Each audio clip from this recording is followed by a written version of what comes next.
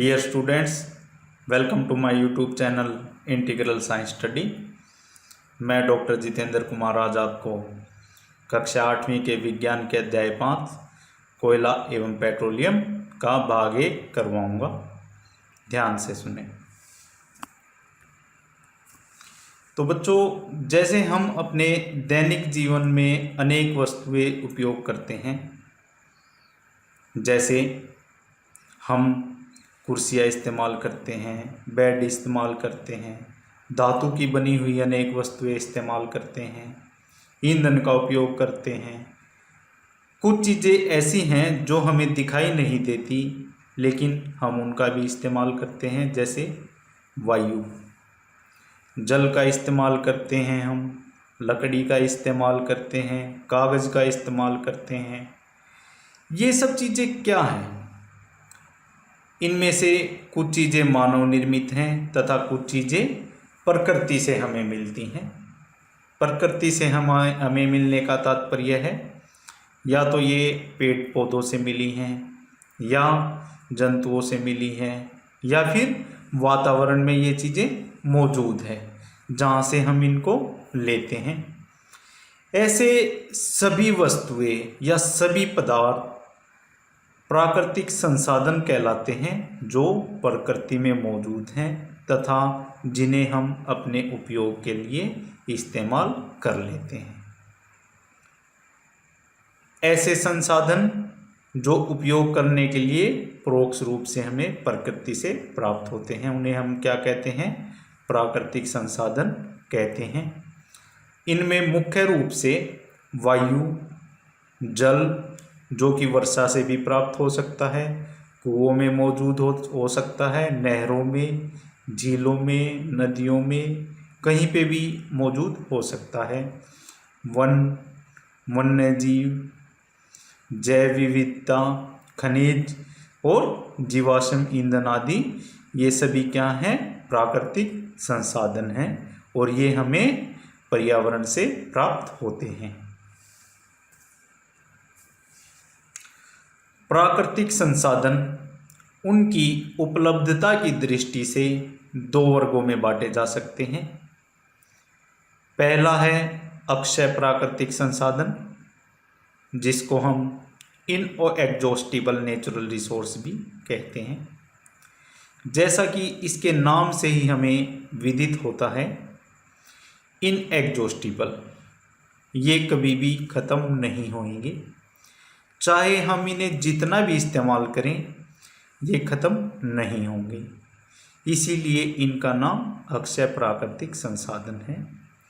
इसके उदाहरण हैं जैसे सूर्य का प्रकाश, हवा, वर्षा का जल आदि। दूसरे वर्ग में आते हैं एग्जॉस्टिबल नेचुरल रिसोर्सेज, जिनको हम समाप्त होने वाले प्राकृतिक संसाधन कहते हैं। ये संसाधन वो संसाधन हैं जिनका अगर हम रेगुलरली इस्तेमाल करेंगे, लगातार अत्यधिक हम अगर इनका इस्तेमाल करेंगे तो ये बहुत जल्दी समाप्त हो जाएंगे, क्योंकि प्रकृति में भी ये संसाधन लिमिटेड हैं, सीमित हैं। आपको पता है, अगर हम किसी सीमित संसाधन का अत्यधिक इस्तेमाल करेंगे तो वो एक दिन खत्म हो जाएंगे। इसके उदाहरण हैं जैसे वन्य जीव, खनिज, कोयला, पेट्रोलियम, प्राकृतिक गैस आदि। विज्ञान के इस चैप्टर में हम आपको इन्हीं एग्जॉस्टिबल नेचुरल रिसोर्सेज के बारे में बताएंगे, मुख्यतः कोयला, पेट्रोलियम और प्राकृतिक गैस। तो आइए बच्चों, सबसे पहले हम देखते हैं जीवाश्म ईंधन क्या होता है। ईंधन का आप सबको पता है, ईंधन वो पदार्थ होते हैं जिनका इस्तेमाल हम ऊर्जा लेने के लिए करते हैं।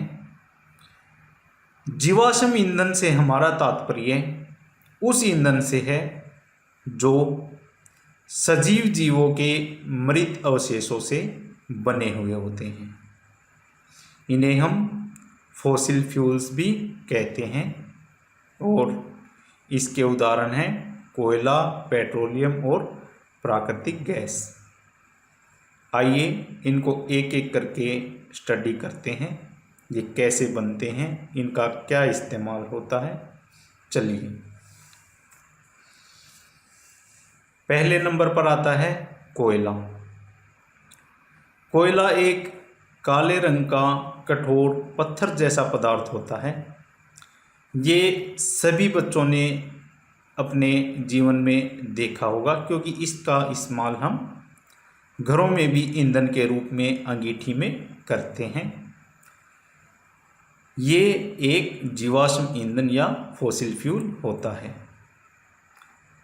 स्टार्टिंग में रेल के इंजन भाप द्वारा चलाए जाते थे तथा इस भाप का निर्माण कोयले का इस्तेमाल करके किया जाता था, अर्थात कोयले को ईंधन के रूप में इस्तेमाल करके उससे भाप बनाई जाती थी तथा उस भाप से रेल का इंजन चलता था।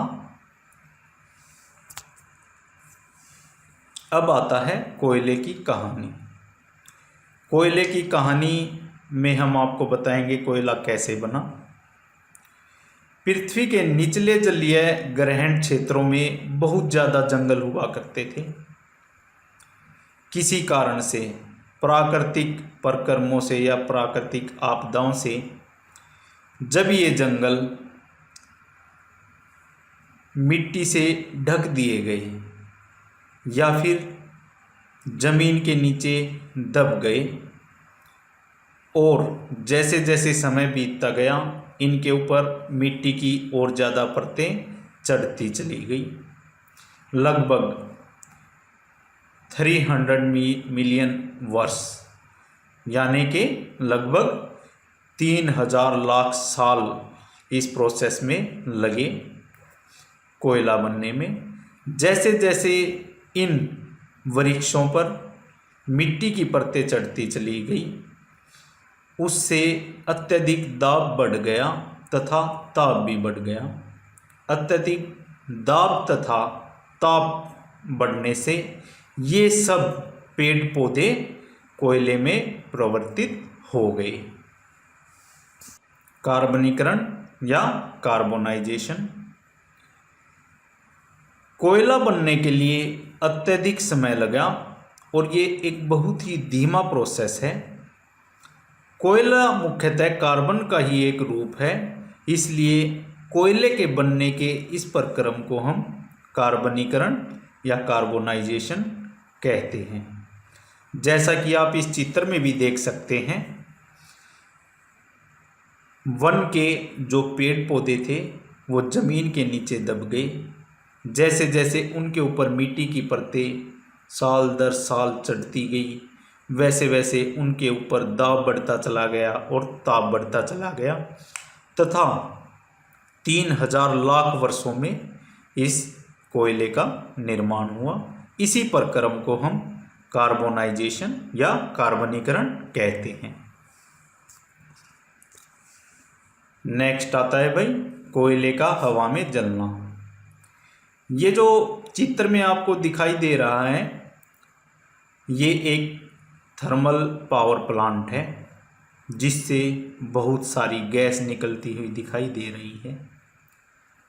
इन पावर प्लांट्स में कोयले का इस्तेमाल हम बिजली बनाने के लिए करते हैं।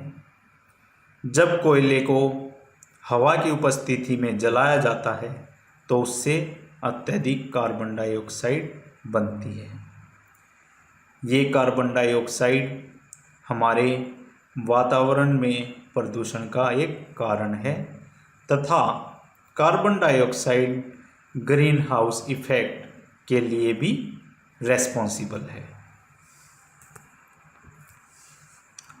नेक्स्ट आता है प्रोसेसिंग ऑफ कोल, जिसको हम बोलते हैं कोयले का प्रक्रमण।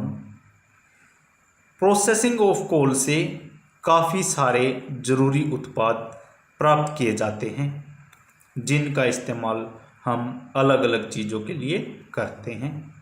और ये जो उत्पाद कोल प्रोसेसिंग से प्राप्त होते हैं ये होते हैं कोक, कोल तार तथा कोल गैस।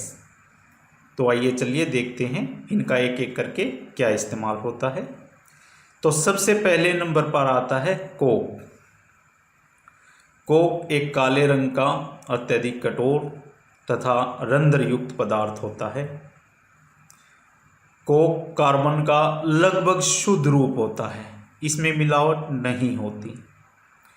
कोक का इस्तेमाल हम स्टील के औद्योगिक निर्माण के लिए तथा धातुओं के निष्कर्षण यानी कि एक्सट्रैक्शन ऑफ मेटल्स में करते हैं। कोक के बाद आता है कोल तार। कोल तार एक काले रंग का अप्रिय गंध वाला बहुत ही गाढ़ा तरल पदार्थ होता है। कोल तार अनेक चीज़ों का एक मिश्रण है। इसमें लगभग 200 के आसपास पदार्थ होते हैं तथा ये बहुत सारे उपयोगी पदार्थ कोल तार से प्राप्त किए जा सकते हैं, जिनका उपयोग हम अपने दैनिक जीवन में काम आने वाली सामग्री के निर्माण में कर सकते हैं। उदाहरण के तौर पर आप सब लोगों ने नेफ्थलीन बॉल्स देखी होंगी। इन नेफ्थलीन बॉल्स का इस्तेमाल हम कीटों को भगाने के लिए करते हैं। इनका इस्तेमाल हम यूरिनल्स में भी करते हैं। पहले कोल तार का इस्तेमाल पक्की सड़कें बनाने के लिए किया जाता था, परंतु आजकल कोल तार की जगह बिटुमेन का उपयोग सड़क निर्माण में किया जाता है। ये बिटुमेन एक पेट्रोलियम उत्पाद है। तीसरे नंबर पर आता है कोल गैस या कोयला गैस, जो कोल प्रोसेसिंग से हमें प्राप्त होती है। जिस समय हम कोक बनाते हैं कोयले की प्रोसेसिंग से, उस समय एक गैस निर्मुक्त होती है जिसको हम कहते हैं कोल गैस या कोयला गैस। इस गैस का इस्तेमाल ईंधन के रूप में किया जाता है। कोल गैस का उपयोग सड़कों पर रोशनी के लिए प्रथम बार लंदन में 1810 तथा न्यूयॉर्क में 1820 के आसपास किया गया था, लेकिन आजकल इसका इस्तेमाल रोशनी के लिए नहीं किया जाता, बल्कि इसका इस्तेमाल ऊष्मा के स्रोत के रूप में किया जाता है, यानी कि ईंधन के रूप में किया जाता है। Thank you dear students. अगर आपको मेरी वीडियो पसंद आई तो इसे लाइक कीजिए, शेयर कीजिए और मेरे चैनल को सब्सक्राइब ज़रूर कीजिए।